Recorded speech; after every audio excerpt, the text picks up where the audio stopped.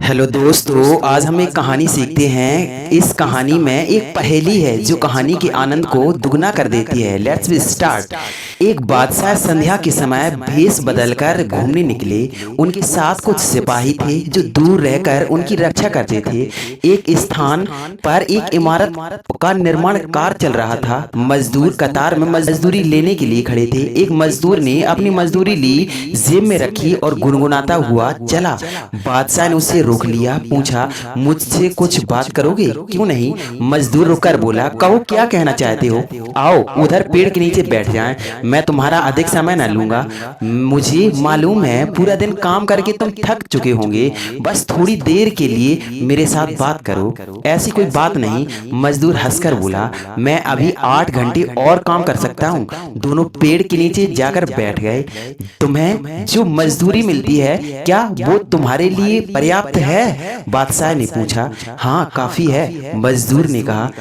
कितना कमा लेते हो? 4 रुपए प्रतिदिन। उन्हें खर्च कैसे करते हो? मजदूर हंसकर बोला, बड़ी आसानी से खर्च करता हूँ, सीधा हिसाब है। 1 रुपया मैं खाता हूँ, 1 रुपया कर्ज देता हूँ, 1 रुपया कर्ज लौटाता हूँ और 1 रुपया फेंक देता हूँ। ये सीधा हिसाब है। बादशाह उलझ कर बोले, मेरी समझ में कुछ नहीं आया। मजदूर ठाकर हंस पड़ा, बोला, मैं पढ़ा लिखा नहीं हूँ भाई, बस पहेलियों में बात करने का शौक है, सो बात बना दी। पहेली है तो पहेली का जवाब बता दो, बादशाह ने आग्रह किया। मजदूर ने स्पष्टीकरण किया, 1 रुपया खाता हूँ अर्थात अपने परिवार के भोजन के लिए खर्च करता हूँ। 1 रुपया कर्ज देता हूँ अर्थात अपने बच्चों पर खर्च करता हूँ ताकि वृद्धावस्था में वो हमारा ख्याल रख सकें। 1 रुपया कर्ज लौटाता हूँ अर्थात अपने बूढ़े माता पिता पर खर्च करता हूँ क्योंकि उन्होंने मेरा पालन पोषण किया है। 1 रुपया फेंक देता हूँ अर्थात दान कर देता हूँ। बादशाह मजदूर की प्रतिभा से बहुत प्रभावित हुए। बोले, तुमने अभी जो मुझे बताया है वो और किसी को ना बताना। कोई तुमसे पूछेगा अवश्य बताऊंगा, यदि कोई मुझसे पूछेगा तो मैं अवश्य बताऊंगा। मजदूर हंसकर बोला, इसमें छिपाने की क्या बात है? तुम कोई हमारे बादशाह हो कि तुमने आज्ञा दी और मैंने मान ली? हाँ, हम बादशाह ही हैं। बादशाह ने अपना परिचय कराया। हम दरबार में ये पहेली पेश करेंगे और फिर देखेंगे कौन इस पहेली को सुलझाता है। थोड़ा आनंद लेंगे। लो, यह शर्तियां रखो, तुम्हारा इनाम है। मजदूर घबरा कर खड़ा हो गया और बोला, इनाम की जरूरत नहीं, मैं आपकी आज्ञा का पालन करूंगा। ये अशर्तियां तुम्हारी अक्लमंदी का इनाम है। अब तुम इससे अपने तुम हमसे वादा करो। अब तुम हमसे वादा करो कि तुम जब तक 100 बार हमारा चेहरा नहीं देख लोगे किसी को पहेली का हल नहीं बताओगे। मजदूर ने इनाम लेकर वादा कर लिया। दूसरे रोज बादशाह ने दरबार में पहेली पेश की। एक मजदूर है, उसे प्रतिदिन 4 रुपए मजदूरी मिलती है। इनमें 1 रुपए वो खाता है, 1 कर्ज देता है, 1 रुपए कर्ज चुकाता है और 1 रुपए फेंक देता है। बताओ कि ये 4 रुपए कैसे और कहाँ खर्च करता है?